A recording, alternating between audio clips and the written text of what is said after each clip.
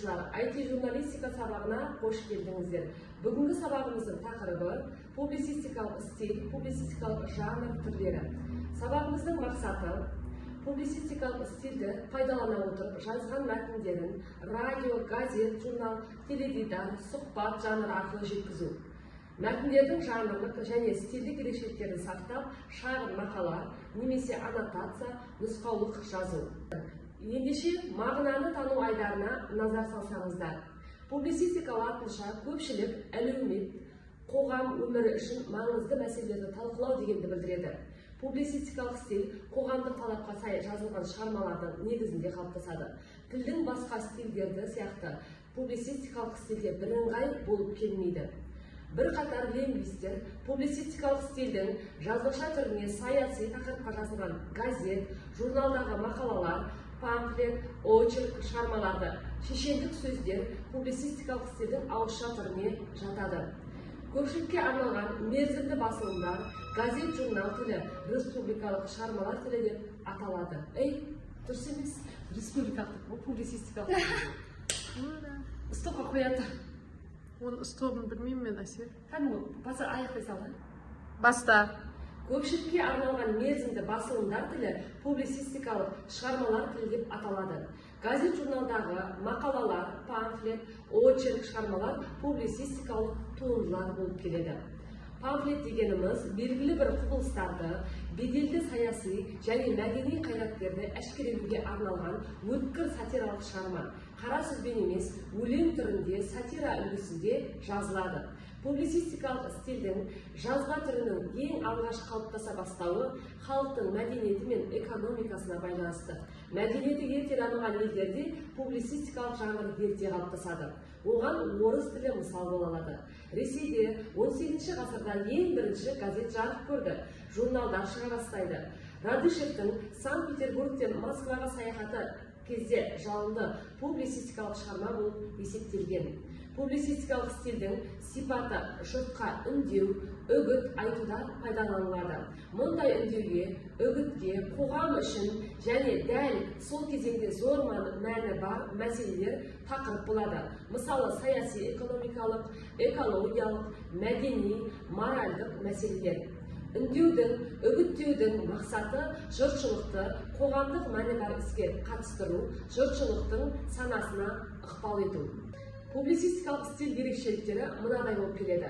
Жұртқа үндеу, үгіт айту үшін қолданылады, қоғамдағы маңызды мәселелер тақырып болады, саяси, экономикалық, экологиялық, мәдени, моральдық мәселелер қамтылады, сөз нақты, жинақы, тұжырымды құрылады, экспрессивті, екпінді болып келеді.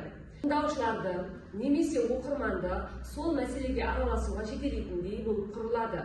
Тақырыбына сай көркем, әдебиет не ғылыми стильге жақын болады. Ауызша, жазбаша формада болады. Ауызекі айтылғанда ауызекі сөйлеу стилінің сипаттарына ие болып келеді. Публицистикалық стильде жазылған шығармалар қоғамдық өмірмен тығыз байланыста болады. Жұртшылықты көптеген хабардар етеді. Өте жинақы, тұжырымды болып қалады. Шешендік сөзді көп қолданады.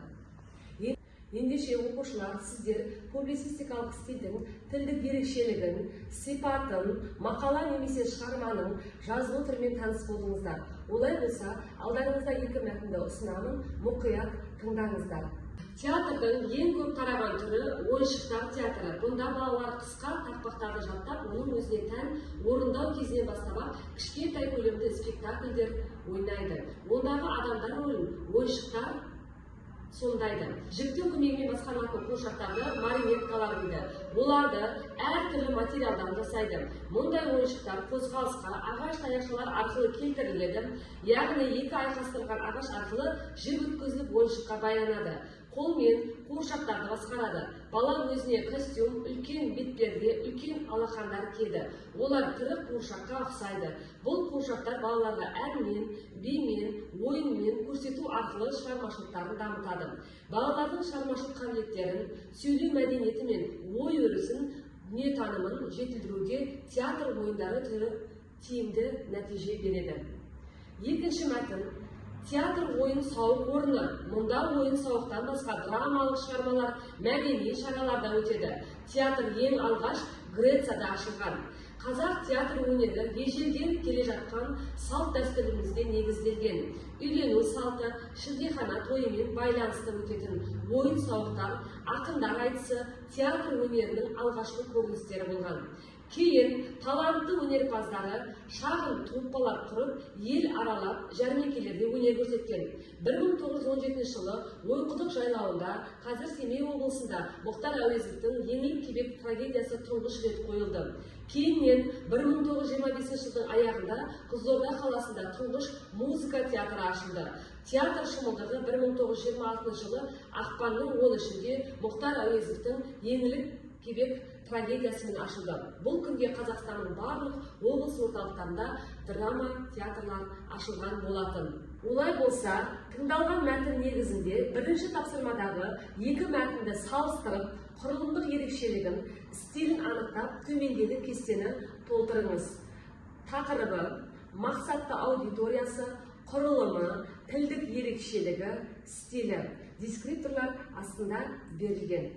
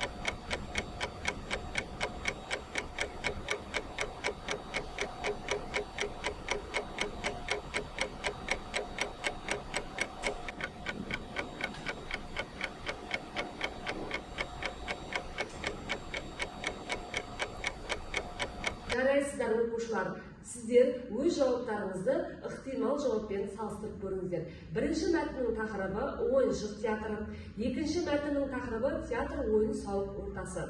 Мақсаты аудиториясы барлық адамдарға, барлық халыққа арналған. Бірінші мәтіннің тілдік ерекшелігі мәтін тілі мазмұнына, мәселенің тақырыбына сәйкес топтастырылған. Сөйлемдегі сөздердің қалыпты орны, тіл нормалары қатаң сақталған. Мәтін мазмұны нақты берілген, дерек дәйектеу ақпарат сипатында айтылған. Ал екінші мәтіннің тілдік ерекшелігі бұл мәтін көпшілікке әсер етіп ой салу мақсатында жазылған. Мәтінде нақты ақпараттар беріліп, дәйектемелер арқылы дәлелденген. Мысалы, 1917 жылы Ойқұдық жайлауында, қазіргі Семей облысы, Абай ауданында Мұхтар Әуезовтің Еңлік кебек трагедиясы тұңғыш рет қойылды. Екі мәтіндегі бірінші мәтіннің стилі ғылыми стиль, екінші мәтіннің стилі публицистикалық стиль. Оқушылар, үшінші тапсырмада публицистикалық жанрда жазылатын мақаланы сіздерге ұсынамын. Президент жолдауына үгіт-насихат жасап, берілген тақырыптар аясындағы пікірлеріңізді білдіре отырып, шағын мақала жазыңыз. Бірінші тақырып болашақ жастардың қолында. Екінші тақырып ұбт-ға дайындық шаралары, мектеп түлектерінің тестілеуге әзірлігі. Үшінші тақырып жаңа Қазақстанның ертеңі білімді ұрпақ. Дескрипторлар тақырып мазмұнын ашады, мақала құрылымын сақтайды, публицистикалық стильдің сипатын түсінеді, ойын ықшам және нақты жеткізеді, публицистикалық стиль ерекшеліктерін ескереді.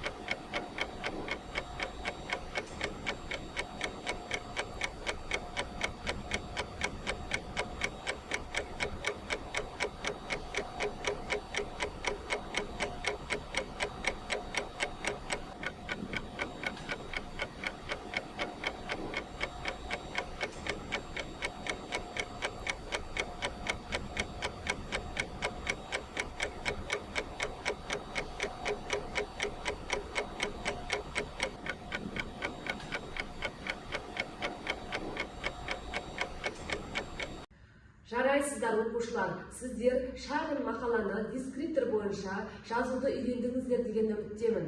Сонымен балалар, бүгінгі сабағымыз өз мәресіне жетті. Әдеттегідей кері байланыс айларына келдік. Ой жарғы рефлексиясы арқылы бүгінгі сабақта түсінгенім, бүгінгі сабақта түйгенім, алдағы сабақтарға ұсынысым және айтарым бар пікірім. Ойларыңызды ашық, толық жеткізулеріңізді сұраймын. Ендеше жас журналистер, бүгін сіздер публицистикалық стиль мен публицистикалық жанр түрлерімен таныс болдыңыздар. Келесі жүздескенше сау болыңыздар.